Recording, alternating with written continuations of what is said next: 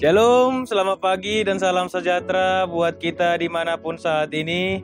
Bapak Ibu serta sahabatku yang terkasih, pagi hari ini Sabtu 29 Mei 2021, sebelum kita melakukan segala kegiatan kita dan aktivitas kita pada hari ini, saya mau mengajak Bapak Ibu serta sahabatku untuk mendengarkan renungan firman Tuhan yang telah ditetapkan hari ini terambil dari kitab Ibrani, pasalnya yang ke-10 ayat yang ke-23.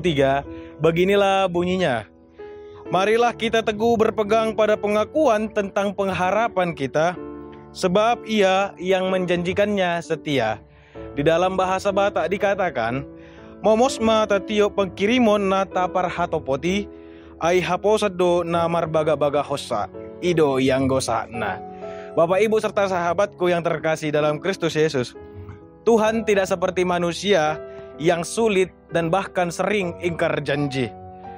Kalau Tuhan sudah berjanji, Dia pasti akan menepatinya. Firman Tuhan katakan bahwasanya Dia selalu setia, bahkan Dia setia sampai akhir penebusan yang dilakukan Dia kepada kita manusia.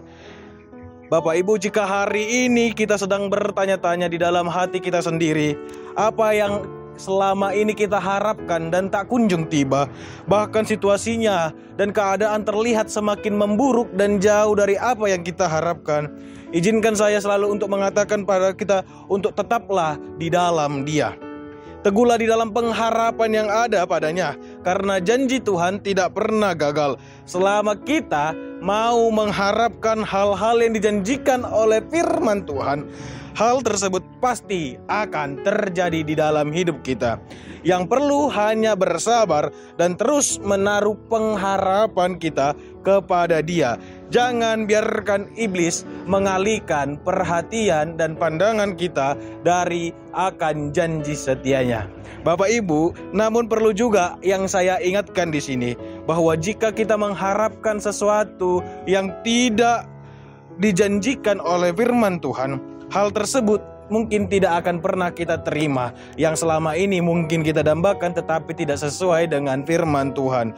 Sebagai contoh, ketika kita mengharapkan hidup sukses, namun kita masih malas bekerja, kita masih tidak mau mengerti apa tentang bekerja itu, dan kita mengharapkan barang milik orang lain atau sebagainya, tetapi kita tidak mau mengerjakan atau berharap dan berusaha bagaimana mendapatkan barang itu, kita hanya bermalas-malaskan. Hal itu bukanlah janji Tuhan, melainkan hanya sekedar ekspektasi kita tanpa ada usaha yang kita lakukan. Bapak Ibu, kita harus mengetahui bahwa ada slogan yang berbunyi, do the best and God will be the rest. Lakukan yang terbaik dan Tuhan akan menyelesaikan akhirnya. Saya kurang sepakat dengan slogan ini. Saya kurang menyetujui akan arti slogan ini, karena bagi saya ini terkesan bahwa Tuhan hanya melakukan akhirnya saja. Tetapi kalau kita lihat Bapak Ibu, dan perlu kita sadari bahwa sebelum kita melakukan apapun untuk Tuhan, Dia yang terlebih dahulu sudah melakukan dan mengasihi kita. Dan Dia terlebih dahulu melakukan segala yang terbaik untuk kita dengan cara bahkan memberikan anaknya yang tunggal, yaitu Yesus, datang ke dunia ini. Maka saya lebih suka mengatakan bahwasanya God always does the best. Tuhan selalu memberikan yang terbaik di dalam hidup kita kapanpun, karena Tuhan terlebih dahulu mengasihi kita.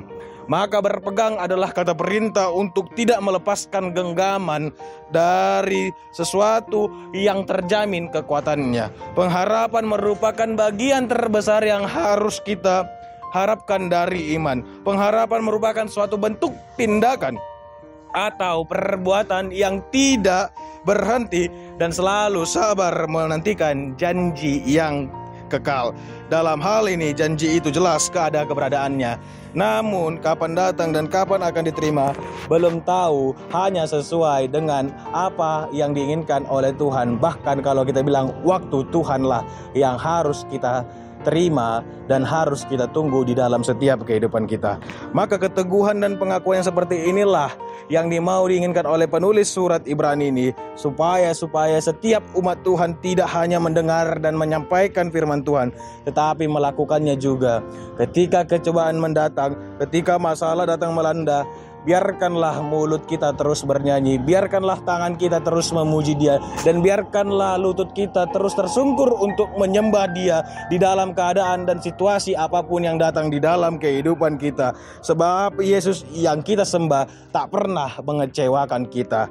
Dan inilah yang harus kita pelajari lewat kisah Ayub, yang bagaimana penderitaan yang dia alami, bahkan sampai Tuhan menggantikannya berkali-kali lipat berkat kesabaran dia, berkat pengharapan dia, dan berkat pegangan dia yang selalu teguh untuk berpegang pada Tuhan Yesus. Maka hal inilah yang seharusnya kita boleh megahkan, bahwa sesakit apapun, seperih apapun di dalam derita kita, rencana Tuhan adalah rencana yang sangat indah, rencana yang sangat agung.